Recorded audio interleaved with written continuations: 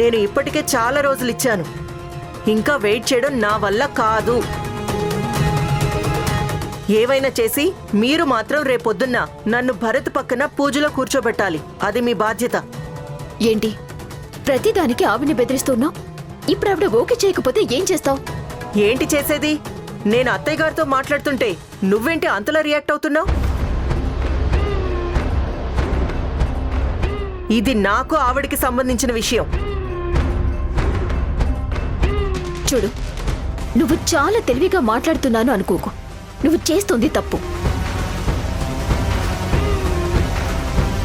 ఆవిడేదో ఆ రోజు మాటిచ్చేశారు.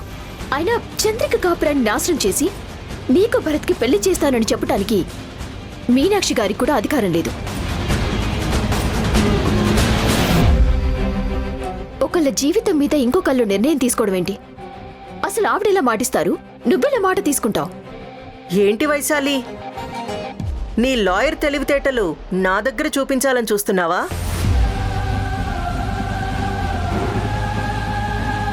అత్తయ్య గారు, మీరొక మాట చెప్పండి. నేనిచ్చిన మాట నిలబెట్టుకోను, భరత్కి నీకు పెళ్లి చేయనని ఒక్క మాట ఇవ్వండి చాలు. నేను మళ్ళీ మిమ్మల్ని అడిగితే అప్పుడు అనండి. చూసావా వైశాలి, అత్తయ్య గారు ఇచ్చిన మాట నిలబెట్టుకోలేకపోతే ఆవిడ తట్టుకోలేదు. ప్రాణం పోయినంత పని అవుతుంది ఆవిడకి. అసలు నిన్ను నీకిప్పుడు ఏం కావాలి? రేపొద్దున వ్రతం పీటల మీద నువ్వు భరత్ కూర్చోవాలి, అంతే కదా? సరే, నేను ఆ ఏర్పాట్లు చేస్తాను. నువ్వెళ్ళు. అది కాదండి. నువ్వుండు. రుద్రాణి, నువ్వనుకున్నట్టే నేను చేస్తాను. నువ్వెళ్ళు. థ్యాంక్ యూ అత్తయ్య. నాకు తెలుసు మీరు ఏం చేసైనా సరే ఇచ్చిన మాట నిలబెట్టుకుంటారు. ఐ లవ్ యూ అత్తయ్య.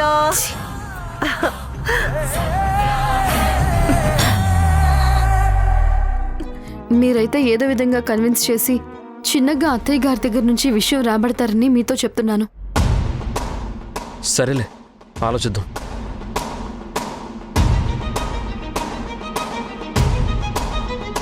భరత్, అమ్మా రామ్మా.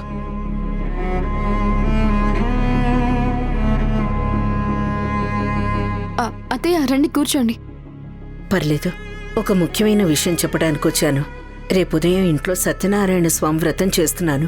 పంతులు గారితో మాట్లాడేశాను. ఆ ఏర్పాట్లు కూడా అన్నీ సిద్ధం చేసి పెట్టాను. రేపొద్దున మీ ఇద్దరూ కూర్చొని వ్రతం చేసుకోవాలి.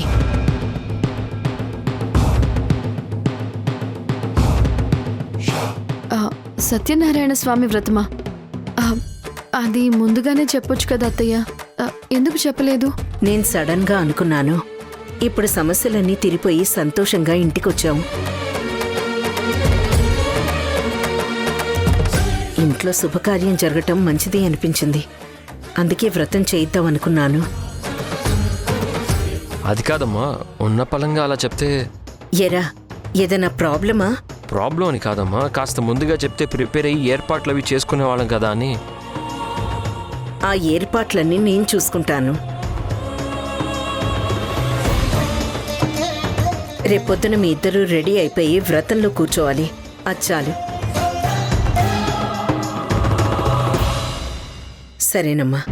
మరి రేపొద్దున ఏ ప్రోగ్రామ్స్ పెట్టుకోకండి, మర్చిపోకండి.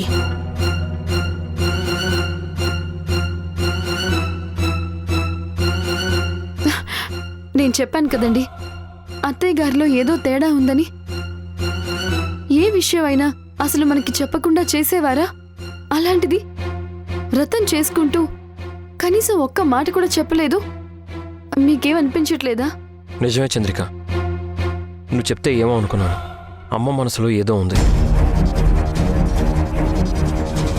సర్లే, నేను సమయం చూసి తెలుసుకుంటాను. నువ్వేం టెన్షన్ పడకు. ఆ పనేదో తొందరగా చేయండి. ఆవిడేదో లోన్లీగా ఫీల్ అవుతున్నారు. పక్కన మనం తోడుగా ఉన్నాము అన్న విషయం ఆవిడకి గుర్తు చేయండి. అలాగే. నాకు పని పాట లేక ఇవన్నీ చేయిస్తున్నాను అనుకుంటున్నావా?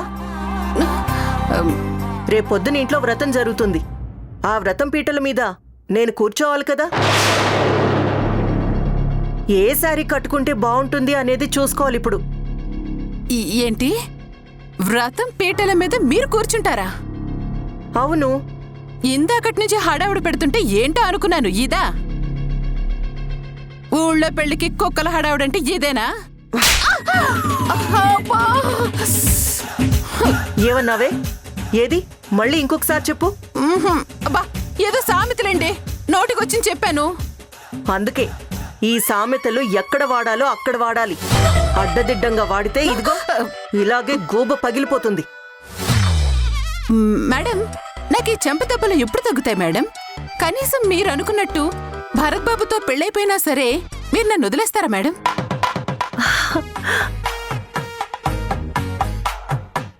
ఏమన్నావు నీరజ? భరత్తో నా పెళ్ళైన తర్వాతనా?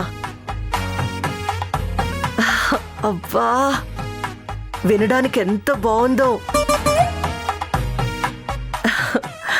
సరే నీరజ, నువ్వు అడిగినందుకైనా నిజంగా భరత్ తోటి నా పెళ్ళైపోయిందనుకో, ఆ రోజు నుంచి నిన్ను కొట్టడం మానేస్తాను. ఓకే? నాకంత అదృష్టం లేదులే మేడం. జీవితాంతం మీ చేత తన్నులు తినమని ఆ భగవంతుడు నా మొహాన రాసి పెట్టాడులేండి. అంటే ఏంటి నీ ఉద్దేశం? అంటే నాకు భరత్కి పెళ్లి కాదంటావా?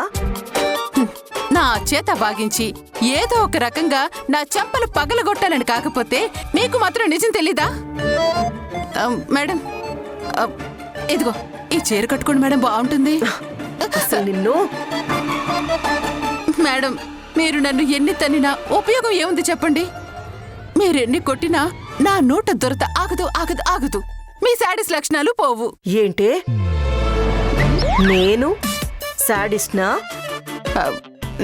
నేను శాడిస్నా అని అలా అడుగుతారేంటి మేడం? శాడిజం అనే పదానికే బ్రాండ్ అంబాసిడర్ మీరు. ఒసేయ్! మేడం, నిజాలు చెప్తే ఎవరికైనా కొంచెం బాధగానే ఉంటుంది. మీరు చూడండి, అప్పుడు భార్యాభర్తల మధ్య చిచ్చు పెట్టింది మీరేనా? భరత్కి చంద్రికకి మధ్య గొడవలు సృష్టించి వాళ్ళిద్దరూ కలవనివ్వకుండా చేసింది మీరేగా? ఏకంగా పసిపిల్లల్ని మార్చేసి ఎంత డ్రామా ఆడారు చెప్పండి. భరత్ని చేసుకోవడానికి అటు లక్ష్మి గారిని చంపించేసి ఆ వీరభద్రంతో చేతులు కలిపేసి ఎంత ప్లాన్ చేశారు. ఇవన్నీ ఏంటి మేడం? శాడిజం లక్షణాలు కాకపోతే మరేంటి చెప్పండి? అనవే అను. నువ్వేంటి? నన్ను చూసిన ప్రతి ఒక్కరూ నేను శాడిస్ట్నని, నేను దుర్మార్గురాలననే అనుకుంటారు. కానీ ఒక్కళ్ళైనా నా గురించి ఏదైనా ఆలోచించారా? ఎంతమంది ఇన్ని మాట్లాడుతున్నారు కానీ పాపం రుద్రానికి భరత్ మీద ఎంత ప్రేముంటే ఇలా చేస్తుంది, తనకి న్యాయం చెయ్యాలని ఒక్కళ్ళకన్నా ఆలోచన వచ్చిందా?